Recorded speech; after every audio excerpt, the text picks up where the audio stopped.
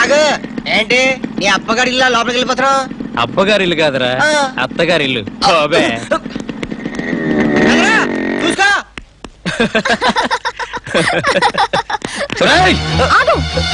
నా ఫ్రెండ్ ని అవమానించే అధికారం నీకు లేదు. వీడి సంగతి నీకు తెలీదు. వీడు పెద్ద బేవర్సుగాడు. డబ్బు కోసం ఏ పనైనా చేసే నీకన్నా బేవర్స్ గాడా? అది కాదు చెల్లెమ్మా. ఎవరా నీకు చెల్లెలు? ముందత నదులు వదులుతాను, కానీ ఇక్కడ కాదు, మూసీ నదిలో వదులుతాను.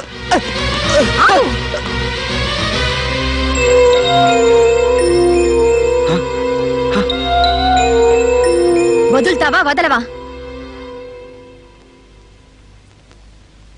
కమాన్ కినేరా.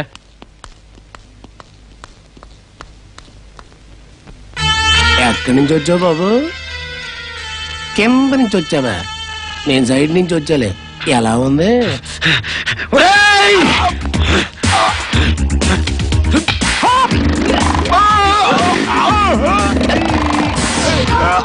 అరిస్తే ఆయాస వస్తుంది కానీ అమ్మాయిని వదిలిపెట్టి నీ కొడుకు నిలమని చెప్పు. చెప్తా.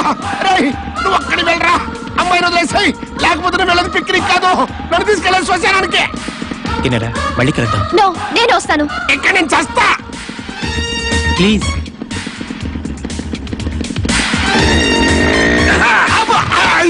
ఇప్పుడు చెప్పు, ఎక్కడి నుంచి వచ్చా?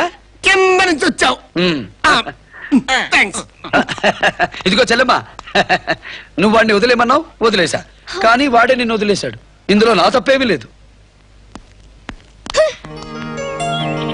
ఏంటి బావా, మా నాన్నని చెప్పుకోవడానికి సిగ్గుగా ఉంది.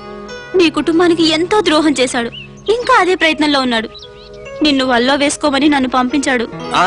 అది నాకు ఇష్టం లేదు బావా. నిన్ను ప్రేమలోకి పడేలేదంటే నన్ను చంపేస్తాడు. నన్ను ప్రేమిస్తున్నట్లు నటించవా బావా? పిచ్చిదానా, నటించడం చేతగా నీతో నేను నటించలేను.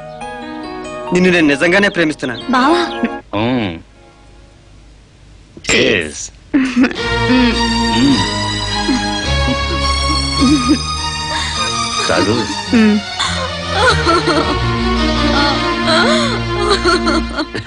ఏంటి చెల్లెమ్మా, అట్ట ఎడితే కట్టాలు తీరవు, ఎదురు తిరగాలి.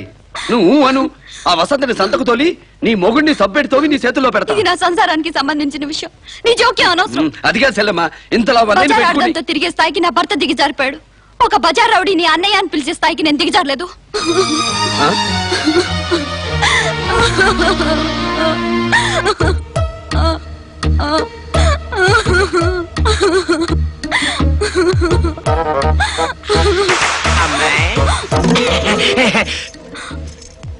నీకు ఈ వయసులో రాకూడని కష్టం వచ్చింది.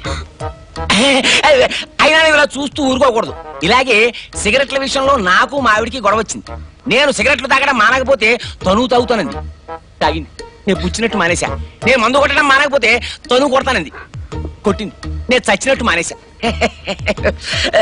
అలాగే ఇప్పుడు నీ మొగుడు వసంతతో ఆ గదిలో ఒకటే నవ్వులు. నువ్వు నాతో అలాగే ఈ గదిలో నవ్వుల ప్రోగ్రాం పెట్టామనుకో, జోకర్ లాంటి వాడిని ఎవరికి ఎలా కావాలో అలా ఉపయోగించుకుంటారు. నువ్వు ఇలా ఉపయోగించుకోవచ్చు అని చెప్తున్నాను, అంతే. ఎంత ధైర్యం రా నీకు? ధైర్యం కాదు, నీ పట్ల జాలి. ఇప్పుడు నువ్వు కాదన్నావనుకో, నువ్వే నన్ను ఇక్కడికి రమ్మన్నావని నీ మొగుడికి చెప్తా. పెద్దవాడిని, పైగా నమ్మకస్తుని, అంతా నా మాటే నమ్ముతారు. కాదనుకో, కాదనుకో.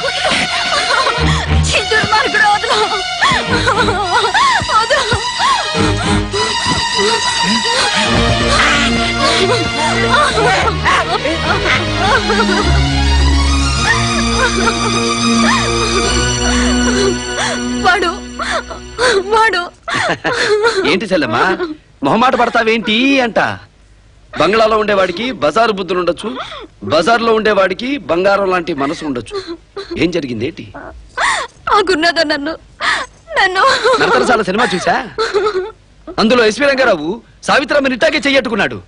అప్పుడు సావిత్రమ్మ ఏం చేసింది? నీలా గడవలే, ఎన్టీఓడికి చెప్పింది. ఎన్టీఓడు ఏం చేశాడు? భీముడికి చెప్పాడు. సావిత్రమ్మ వెళ్ళి ఎస్వి రంగారావుని నర్తనశాలకి నైట్కి రా అంది. చెల్లెమ్మా, గుడ్డు చప్పుడు కాకుండా పనైపోద్ది. అట్ట కానీ చెప్తా.